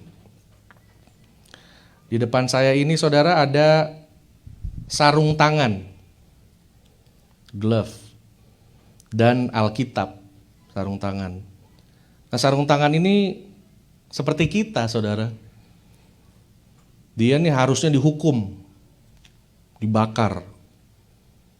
Tapi karena anugerahnya, Tuhan kasih kita anugerah diselamatkan. Gak jadi dihukum, gak jadi dibakar, diampuni. Dan ditaruh di tempat yang indah. Namun dari sini, saudara, hidup kita, kalau Tuhan bilang, ayo Sam, kamu bisa. Ayo sarung tangan, kamu bisa nih angkat Bible ini, kamu bisa. Ayo dong. Kalau cuma hanya dikasih perkataan seperti itu, ini sarung tangan gak bisa bergerak sendiri, saudara tuh, gak bisa. Oh mungkin harus fellowship. Oh ya udah, kita di sini, saya duduk kayak sini, semalam-malaman, 2 hari, 2 bulan gitu duduk ya. Nanti saya bilang, ayo kamu angkat Alkitab ini dong. Ayo angkat. Gak bisa saudara. Dia begitu terus. Oh mungkin mesti dikasih KKR, dibaptis, dimasukin air lagi, baptis, taruh lagi. Ayo kamu bisa nih ini. Hidup kita juga seperti itu saudara. Kita dengar firman Tuhan semua, wah kita mau, kita ini. Tapi ternyata kuncinya saudara hanya ada satu. Kuncinya hanya ada satu. Sarung tangan ini sudah diselamatkan, sudah semua sudah ada di tempat yang indah. Tapi dia gak bisa berguna apa-apa, gak bisa berguna apa-apa, gak bisa bikin apa-apa saudara. Hanya cuma karena seperti ini. Tapi kuncinya at the end of the day saudara, kita harus mengundang Kristus untuk masuk dalam hidup kita dan memakai hidup kita untuk mengangkat Alkitab ini.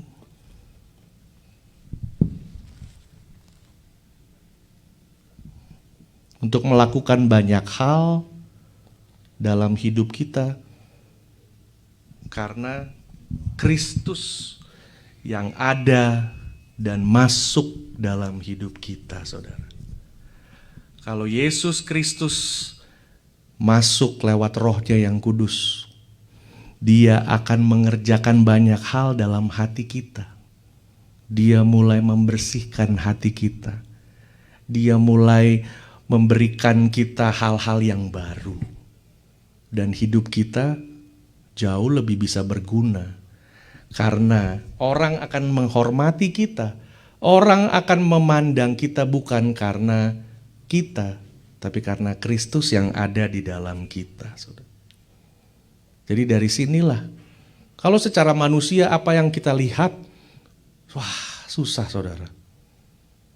Tetapi kalau kita mengundang Kristus dan Roh-Nya, yang mengerjakannya bersama dengan kita. Ingat saudara, tentunya masih dibutuhkan satu, kita mau, tekad, kemauan kita, pertemuan antara kemauan kita dan kuasa Roh Kudus akan membuahkan mujizat. Amin saudara. Pertemuan di mana pertemuan kemauan dan kesungguhan kita dengan kuasa Tuhan akan menghasilkan restorasi, pemulihan, dan kuasa yang besar akan terjadi dalam hidupmu. Itu karena pertemuan synchronize itu saudara. Tuhan gak pernah maksa, gambarnya selalu Tuhan ketuk pintu. Ada banyak kali Tuhan ketuk pintu hatimu. Dia mau masuk. Cuma saudara selalu menunda. Saudara selalu hesitate, malu, takut, segala macam. Memandang diri I'm not worth it dan lain-lain. Atau saudara mungkin malas. Dan yang terakhir mungkin saudara juga secara tidak sadar saudara menolak Tuhan. Saudara katakan iya, tetapi perilakumu saudara belum benar-benar memberikan hatimu dan kemauanmu. Itu yang Tuhan mau, kemauan. Petrus waktu dipanggil Tuhan keluar dari perahu, Petrus cuma bilang, Tuhan panggil aku jalan. Itu yang Petrus katakan. Aku mau jalan nih, Tuhan panggil aku jalan. Pas Tuhan bilang, Petrus datanglah. Dia keluar. Cuma hanya dia yang pernah manusia berjalan di atas air. Walaupun hanya beberapa step saudara. Tetapi Petrus, disitulah prinsipnya. Kemauan kita ini saudara. Dan kesungguhan kita. Yes, kita pasti jatuh bangun.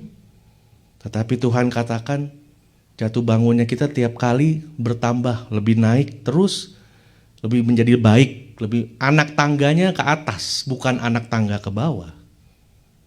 Dan dari situ saudara, kepatuhan kita, ketaatan, kemauan akan membuahkan keberhasilan karena itu dipadukan dengan kuasa Tuhan. Dan biarlah pada hari ini saudara, pemberitaan firman Tuhan akan membuat hidup kita dan memberkati keberadaan kita, bahkan mengubah paradigma kita, kerangka berpikir bagaimana kita to consider untuk mulai mempertimbangkan cara sistem standar kita menimbangkan sesuatu, itu mulai dirubah Tuhan. Dan saat ini jika saudara merasa hidupmu banyak pergumulan, saudara ada di dalam sebuah hal, sebuah masalah yang besar, satu waktu yang mungkin saudara hampir menyerah, takut, dan putus asa, saat ini saat yang baik untuk mengundang Kristus Yesus menjadi Tuhan dan Juru Selamat, bahkan mengundang Roh-Nya yang kudus. Buka hati kita, pikiran kita semua, kita akui masa lalu kita semuanya saudara kepada Tuhan. Seperti pemazmur katakan, selidiki aku, lihat batinku. Hanya Dia yang mampu memisahkan roh dan jiwa kita, pikiran dan kehendak kita saudara. Dan hari ini mari kita tunduk kepala bersama-sama di hadapan Tuhan. Bapa, di dalam nama Yesus, terima kasih atas firman-Mu yang indah yang kami dengar sore hari ini. Terima kasih atas pewahyuan. Terima kasih atas interpretasi Tuhan yang luar biasa, membukakan keberadaan kami. Tuhan, hidup kami juga dibentuk dari apa yang kami pikirkan. Karena itu Tuhan, seperti Paulus mengingatkan kami, biarlah kami boleh memikirkan apa yang benar, apa yang mulia, apa yang adil, apa yang suci, apa yang manis, apa yang sedap didengar, dan semua yang disebut kebajikan dan patut dipuji. Biarlah ini yang boleh kami pikirkan. Dan tentunya bukanlah kami berharap hanya kepada kekuatan manusia kami, karena kebaikan kami adalah kain kotor di hadapan Tuhan. Namun pada saat ini Tuhan, kami mau mengundang Roh-Mu yang kudus. Kami mau mengundang hadirat Allah untuk masuk di dalam hati kami, meneliti dan menelaah hati kami.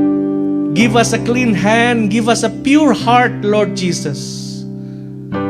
Supaya kami mengerti Tuhan, dan karakter kami, sikap hati kami, sikap hidup kami mulai pelan-pelan diubah oleh Tuhan. Karena Tuhan akan mengubah banyak hal di dalam alam bawah sadar kita yang akan dipulihkan, yang akan diberikan, yang akan kami diberikan kemampuan boleh berdamai dengan masa lalu kami. Dan kami melihat, walaupun saat itu kami disakiti, kami tahu Tuhan juga berada bersama dengan kami. Karena itu Tuhan, penting bagi kami untuk boleh menata jiwa dan pikiran kami. Bukan dengan kekuatan kami, tapi dengan kekuatan Roh Kudus, seperti glove dan sarung tangan yang tidak dapat berbuat apa-apa kalau tidak dimasuki oleh kuasa Roh-Mu yang kudus Tuhan. Dan seperti itu juga Tuhan, kami berdoa, biarlah setiap saudara-saudara kami yang mendengar firman Tuhan dimanapun kami berada, kami berdoa di dalam nama Yesus, kami dipulihkan, diubah Tuhan. Hati dan pikiran kami dijamah di dalam nama Yesus. Terima kasih Bapa, terima kasih Tuhan. Kami bersyukur Tuhan, sore hari ini Tuhan memberkati kami dan memulihkan keberadaan kami. Ampuni segala dosa dan kesalahan kami. Kami mau tundukkan pikiran-pikiran kami ini di bawah pengendalian Roh-Mu yang kudus ya Bapa. Terima kasih Tuhan Yesus. Kami berdoa, kami mengucap syukur di dalam nama Tuhan Yesus Kristus. Haleluya, haleluya. Amin. Baik Bapak Ibu Saudara, kita bersyukur pada saat ini kita boleh diberikan anugerah untuk kembali boleh mendengarkan firman Tuhan. Dan setelah ini ada beberapa menit ke depan kita akan mendengar pengumuman yang akan disampaikan oleh Pak Samuel Gosal. Silakan.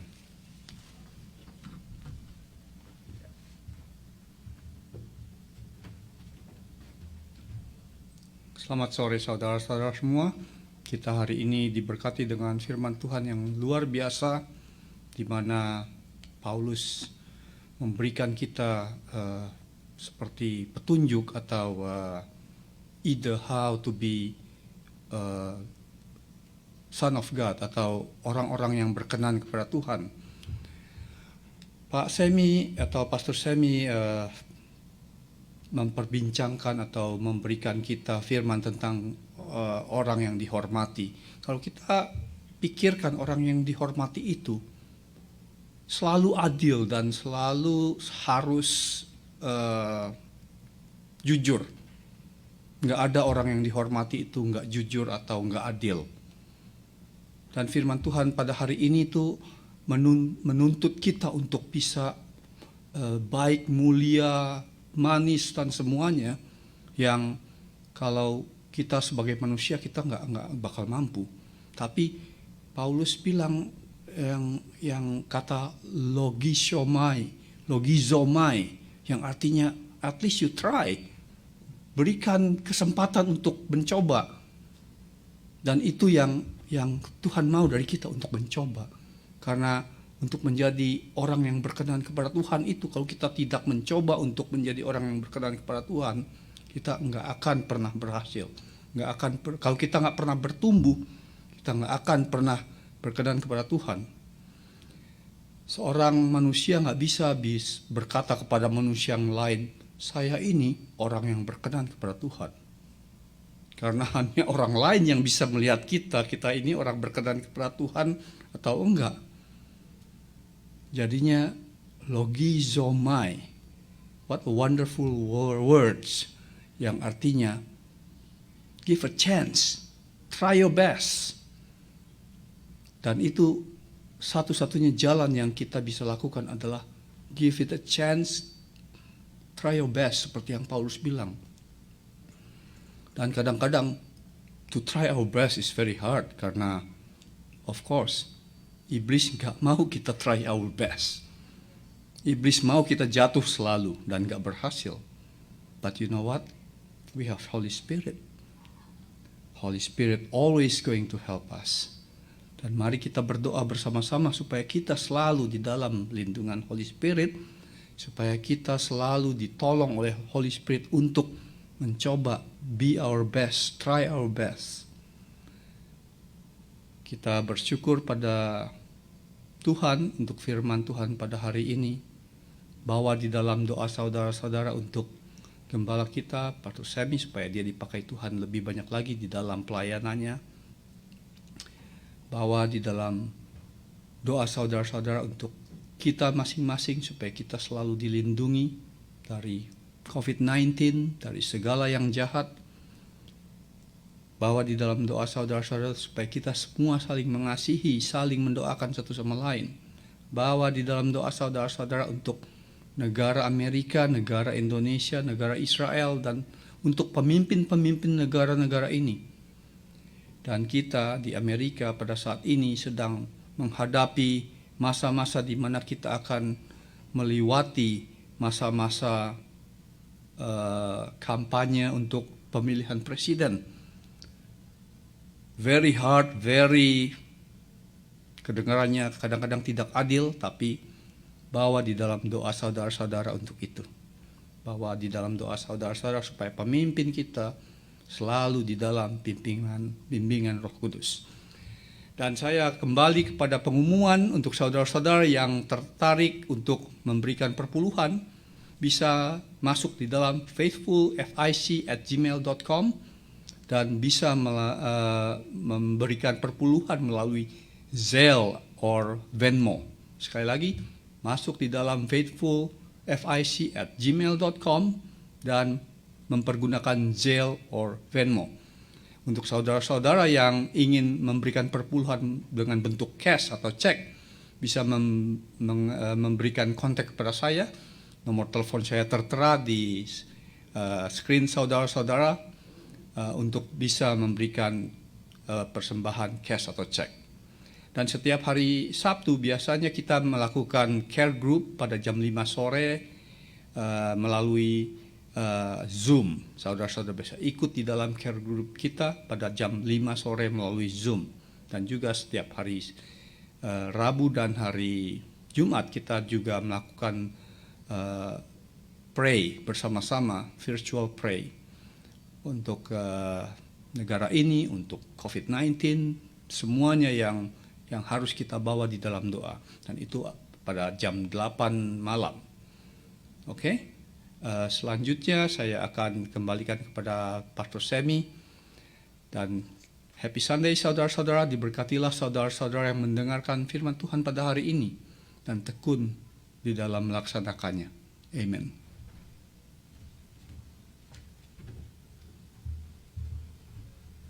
Iya, puji Tuhan saudara-saudara. Kita bersyukur hari ini kita sudah mendengar firman Tuhan.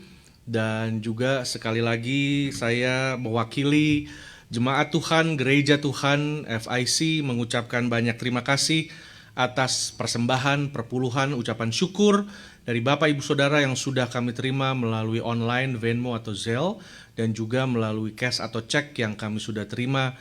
Biarlah nama Tuhan dipermuliakan, kami percaya saudara memberi karena Tuhan sudah terlebih dahulu memberi kepada saudara dan saudara memberi dengan sukacita. Puji nama Tuhan, kami juga bersyukur atas semua pelayanan saudara, semua effort dan semua apa yang saudara sudah lakukan untuk Tuhan di dalam gerejanya. Kami percaya segala jerih payahmu tidak akan sia-sia di hadapan Tuhan. Kami juga ingin mengajak saudara untuk kita bersama-sama berdoa. Yang pertama untuk Pak Sugi dari Ibu Sinta Minata. Pak Sugi yang sakit, kita akan berdoa untuk beliau. Juga yang kedua kita akan berdoa untuk Pak Teddy Suhartono. Pak Teddy Suhartono, suami daripada Ibu Shirley yang saat ini sedang dirawat. Kami percaya kita akan berdoa bersama-sama dan Tuhan akan nyatakan mujizatnya. Terima kasih saudara yang dikasih Tuhan. Dan pada akhirnya kita akan berdoa bersama-sama menerima berkat Tuhan. Dan biarlah minggu di depan ini hari Senin, kita akan hari ini sudah masuk minggu yang baru, hari Senin, hari Minggu, dan besok hari Senin kita akan kembali beraktivitas, melakukan banyak tugas dan kewajiban kita. Mari kita bangkit berdiri saudara, kita akan berdoa kepada Tuhan. Kami mengucap syukur Bapa pada sore hari ini atas rahmat, kasih, dan kemurahan Tuhan. Saat ini kami berdoa Tuhan mengucap syukur atas semua jemaat-jemaat yang sudah memberi, yang membawa korban ucapan syukur, perpuluhan mereka. Kami berdoa biarlah kehidupan mereka akan diberkati oleh Tuhan. Dan buat mereka yang belum memberi, mereka akan berdoa dan mendapat kesempatan untuk boleh memberi juga kepada Tuhan. Terima kasih Bapa. Kami berdoa buat Gereja FIC, terima kasih buat semua orang-orang yang sudah Tuhan gerakkan untuk menolong gereja ini, untuk melayani di dalam gereja ini, untuk melakukan pekerjaan-pekerjaan Tuhan di dalam melalui gereja ini. Biarlah mereka juga boleh diberkati Tuhan. Terima kasih ya Tuhan, terima kasih Bapa. Hamba-Mu juga mengucap syukur kalau pada Juli 7 beberapa hari yang lalu Tuhan sudah mengaruniakan 13 tahun anniversary dalam pernikahan hamba-Mu dengan Peggy. Terima kasih ya Tuhan. Terima kasih juga atas semua kebaikan dan penyertaan Tuhan yang luar biasa. Terima kasih Bapa.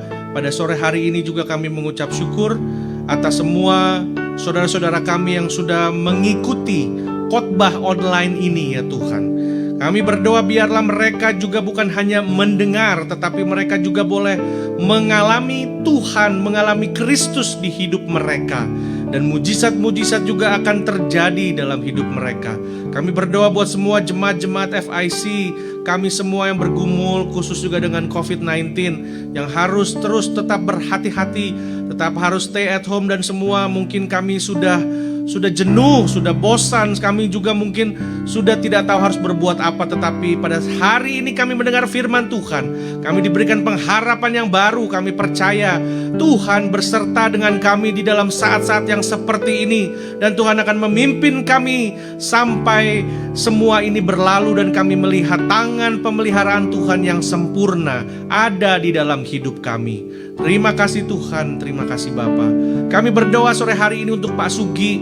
Tuhan, dalam pergumulannya, dalam sakitnya, kami berdoa di dalam nama Yesus. Biarlah diberikan kesembuhan, kekuatan, kemampuan, dan biarlah bilur-bilur dan darah Yesus memberikan kuasa yang besar di dalam hidup Pak Sugi ya Bapa.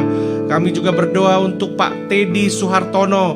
Kami percaya Tuhan, bagi Tuhan tidak ada yang mustahil. Kami berdoa di dalam nama Yesus, kuasa Tuhan akan dinyatakan. Dan kami berdoa apabila Tuhan izinkan semua ini terjadi, kami percaya Tuhan akan memberkati, Tuhan akan kembali merestorasi keluarga ini menjadi lebih sungguh-sungguh, lebih mengasihi Tuhan. Dan kami percaya Tuhan, kuasa dan penyertaan Tuhan akan memberikan Pak Teddy kesembuhan di dalam nama Yesus. Berkati juga buat Ibu Shirley yang menjaga dan merawat Pak Teddy Tuhan. Biarlah Tuhan juga memberikan kemampuan dan kesehatan buat Ibu Shirley juga semua anak-anak ya Bapa. Terima kasih Tuhan Yesus. Kami berdoa buat mungkin jemaat-jemaat kami, saudara-saudara yang mengikuti ibadah ini, mungkin yang juga sedang mengalami kelemahan tubuh yang sakit. Kami berdoa, kami mengangkat tangan di dalam nama Yesus. Kami terima kesembuhan di dalam nama Yesus. Dan kami percaya Tuhan, Tuhan juga yang akan memberikan kami kemampuan to endurance, untuk untuk berjalan di dalam suasana, di dalam kondisi yang tidak baik sekalipun. Kami percaya ada hadirat Tuhan yang menyertai kami. Terima kasih Tuhan. Kami berdoa buat bangsa dan negara Amerika. Kami percaya pertobatan akan datang di dalam nama Yesus. Di dalam segala proses-proses untuk kembali mengadakan pemilihan presiden, di dalam segala proses-proses kehidupan bernegara, kami berdoa di dalam nama Yesus. Tuhan, biarlah negara ini boleh dikembalikan kepada Engkau. Biarlah kembali nama Yesus akan berkumandang di dalam negara ini. Kami percaya Tuhan, Engkau memakai semua dari pemimpin negara ini yang tertinggi, Pak Presiden. Kami berdoa di dalam nama Yesus, ada hikmat dan kewibawaan Yesus di dalamnya. Juga semua tampuk pemerintahan, kepemimpinan, tim, departemen-departemen yang dipimpinnya, kami percaya beliau akan berjalan dengan kuasa yang datang daripada Tuhan. Kami juga berdoa biar negara ini diberikan keamanan dan ketertiban yang datang daripada Tuhan sendiri. Terima kasih Bapa, terima kasih Tuhan. Dan pada akhirnya kami akan mengangkat tangan kami Tuhan, menerima berkat daripada Tuhan. Tuhan menyinari engkau dengan wajahnya. Biarlah kasih karunia dan kemurahan Tuhan hadir di dalam hidupmu. Berbahagialah engkau yang mendengarkan firman Tuhan, yang menyimpan firman Tuhan, yang merenungkannya siang dan malam, bahkan yang melakukannya setiap hal. Apapun yang tangannya kerjakan dibuat Tuhan menjadi berhasil. Diberkatilah engkau di dalam keluargamu, di dalam pekerjaan, usaha, bisnis, dan sekolahmu. Dan biarlah berkat Abraham, Ishak, dan Yakub akan membuat engkau naik dan bukan turun, menjadi kepala dan bukan ekor. Dan biarlah pimpinan, penyertaan, dan kekuatan melalui Roh-Nya yang kudus akan hadir dan memperlengkapi hidup kami semua. Dari sore hari ini sampai Yesus Kristus datang kedua kali Maranatha. Di dalam nama Tuhan Yesus Kristus. Haleluya. Amin. Kami memuji kebesaran-Mu Tuhan. Kami memuji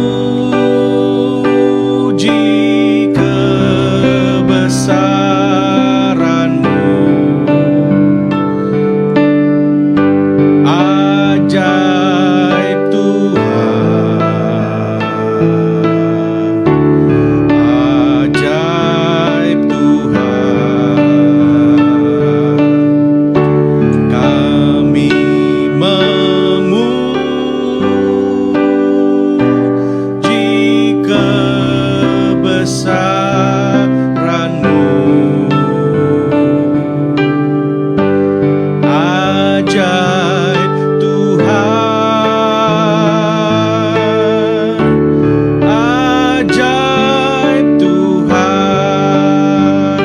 ajaib Tuhan. Ajaib Tuhan. Ajaib Tuhan. Haleluya, haleluya. Selamat hari Minggu saudara. Saudara bisa terus ikuti channel YouTube daripada FIC, juga Facebook page daripada FIC, dan renungan-renungan harian yaitu T180. Dan biarlah hidup saudara diberkati Tuhan. Puji nama Tuhan, selamat hari Minggu. Haleluya.